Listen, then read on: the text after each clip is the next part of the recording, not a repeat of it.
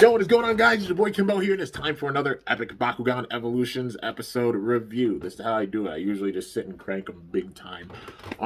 But yeah, and I'm especially how Evolutions is starting, I'm definitely digging it for sure. So we got episode 3 here, man. Just even how they started this off, like the full transition and such, they transitioned big time, told a lot of backstory, even with just the first episode. It's wild, dude, just jumping right into it. So, we're at the Bakugan Academy, and yeah, all the awesome ballers are sitting there talking about like their classes and such. And with it, um, they're talking about the classes they enjoy and such. But it starts off with like them in meditation class, and they're all just sitting there meditating. Um, and Shun's having trouble with it. He can't really get in the zone of like meditation, just sitting there like chilling out.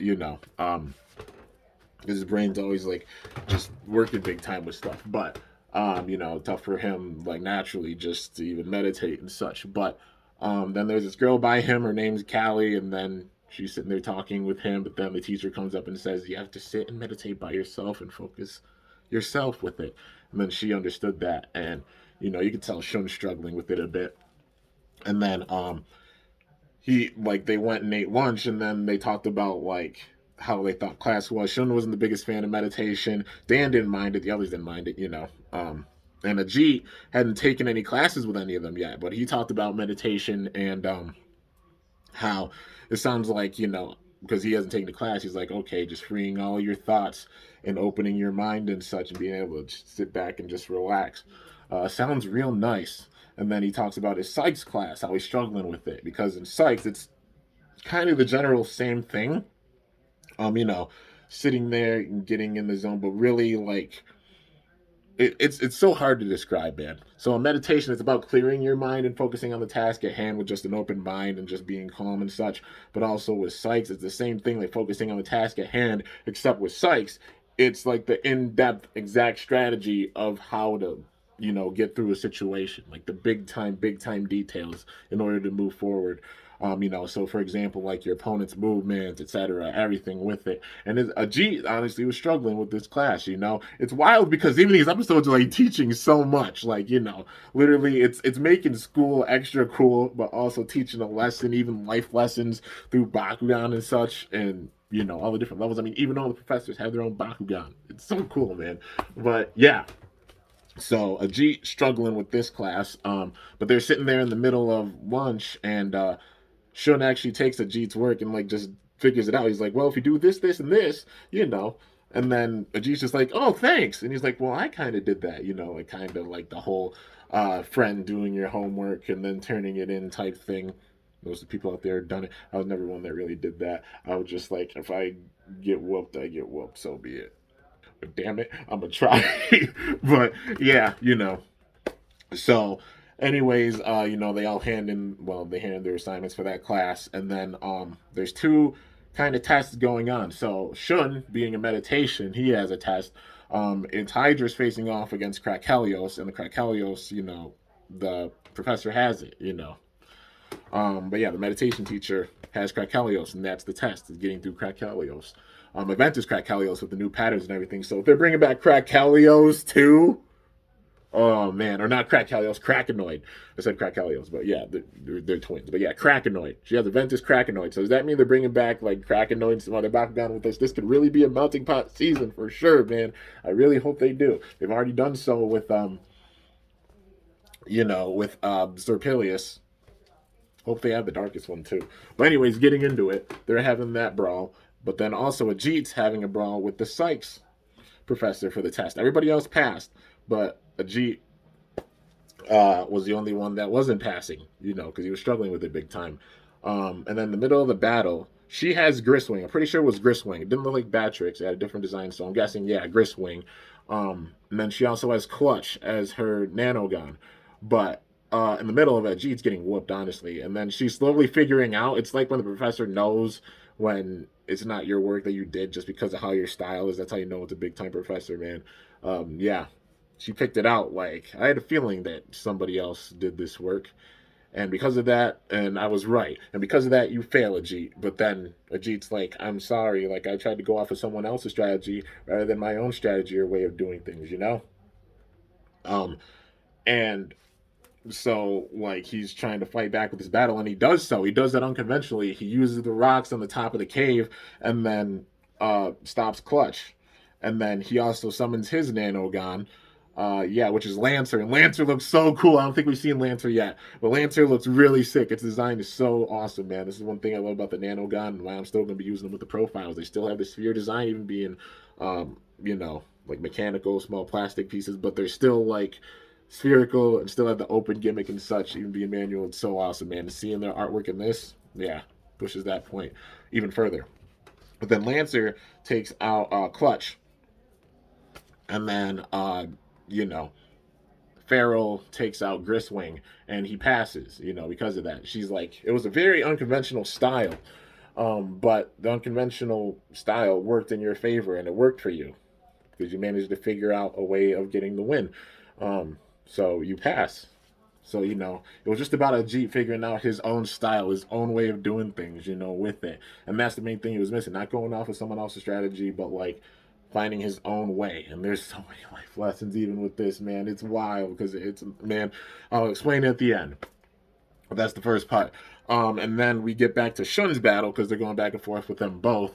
Um, and Shun's way over analytical about things. It's like sitting there overthinking things with your strategy, you know, with what you're doing. Sometimes you can sit there and you just think about things so much, it might be like, nah, you're sitting thinking about it, and then you go back, try to make corrections on what you did before, but then like it's just way too much, and then you end up like shooting yourself in the foot because what you had before, you're just sitting there overthinking it. You know what I mean? It's hard to explain, but like, yeah.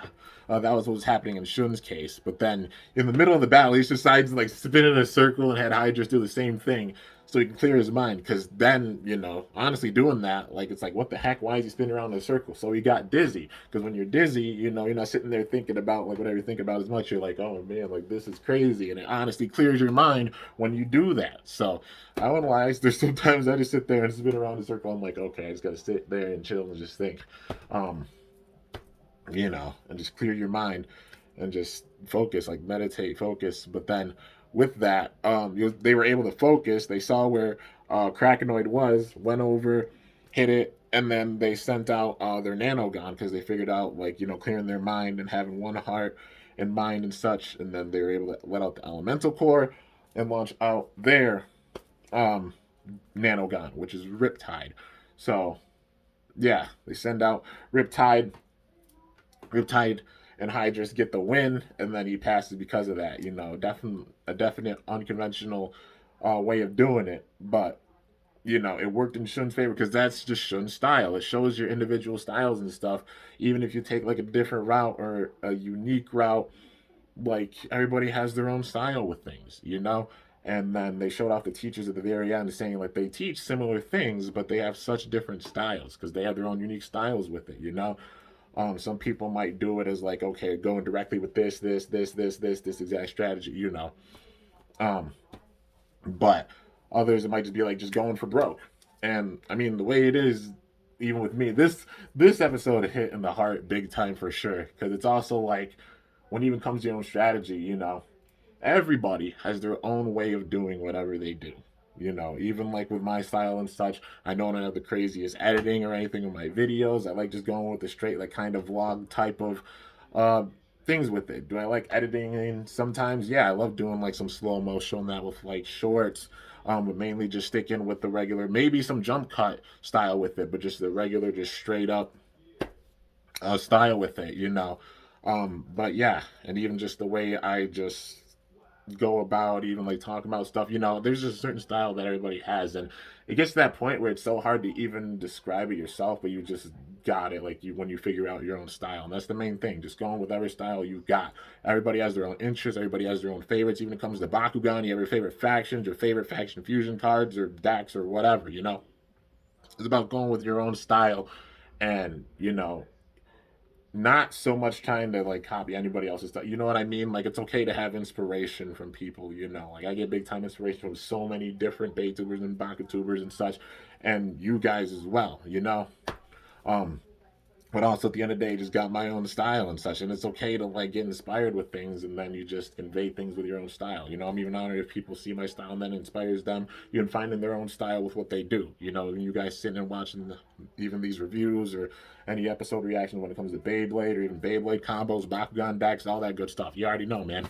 Whether you're a fan of Beyblade or Bakugan, it's a big time, like even life lesson with this, and it's wild, dude. It's like all these episodes are sitting teaching us as well. Not only are they learning, the characters learning, but it's really teaching like even life lessons with shows like this, and especially how Bakugan is, man. They love going and teaching those life lessons with the episodes and like just the ideas behind them, and they're getting to the big time like nitty gritty like serious like university type of talking. Like it's wild, man. With like even theoretical frameworks and different levels of things. It's insane, dude. It's really really cool seeing that. Even teaching like crazy lessons like that with these two. And the craziest part is them like learning from one another because like Ajit thought about that moment with Shun and his own strategy and realized he needed like his own strategy and his own way of thinking, not going off someone else's. And then the same thing with what Ajit said to Shun, like, just clearing your mind, sitting there and clearing your mind, but figuring out your own way of doing so. I meditate on the regular. That's just how my style is. That's why you see me when I make the videos myself. I'm very like balls to the wall, but also I sit there and meditate and think about things, but then a lot of stuff happens spontaneous. It's just going with the flow and not overthinking it. Because it's even the way like being an artist, like you're sitting there making art. When you get towards the end, you might want to go back and fix up some things, but then sometimes it's just like maybe you might go back and make a little error that you didn't want to do because you sat and just overthought it. Just that's at least how my style is. Even with the videos, you guys can tell I just go for it, man. Can't tell even you'd be surprised even with the skits, like just going for it, man, going along with it. It's like very go with the flow type style, but also doing things meticulously at the same time. You know what I mean? Like having that balance, that middle area with both of them is so important. So you're not sitting there overthinking things, and going back and trying to fix up a bunch of stuff, and just going for it, but still having the way of getting things done. You know what I mean? It's tough to explain, but yeah, overall, really, really epic episode. Definitely dug it for sure. Now, getting into the second part, the Awesome Brawlers were sitting there and doing some battles on one of the fields, and they were filming for their channel, and the boss man comes out. And he's like, you have to do this. You have to go and get a slip and have permission to come here at these certain times and such. And then they're like, oh, really? Like, we didn't know that. All right, sit down. It's time to teach you all a few things about this. Just clearly like frustrated and everything. And then they're just like, why do you get so mad about it? They're just so strict around here, like even having rules to just go down to the field at any point, like saying all the rules are so strict around here. Um, and then Dan said, I miss Studio D. Because like at first I was like, are they gonna go back to Studio D? Like what now? But the thing is you know, Lightning just ran off, and then he found like a storage shed. They all go in there. It's a storage shed. It's about the same size as Studio D. Go figure. So they just go around, going to different areas, taking some of the furniture, cleaning up in there, and then they made another Studio D. Except they call this Studio B. So does that mean there's going to be like a Studio A and a Studio C, and possibly other seasons? Are we gonna have more than just this? I don't know. I don't know. It would be cool if they did like A, B, C, D. We got D. Now there's B, C, and A. I don't know, man. If that ends up happening, that would be some insane foreshadowing. I'd be like, oh my god, my brain would explode. But yeah, who knows? But they go and fix it up, and then they get it all done. But then Athena actually caught them because there was different moments where they were trying to move furniture and stuff.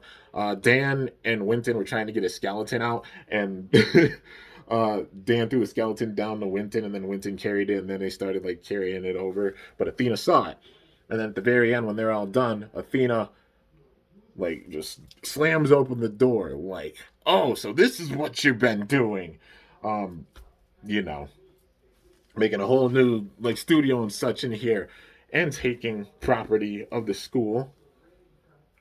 And then like, maybe I'll just have you guys taken out of here. I'm sure you'd be expelled or such.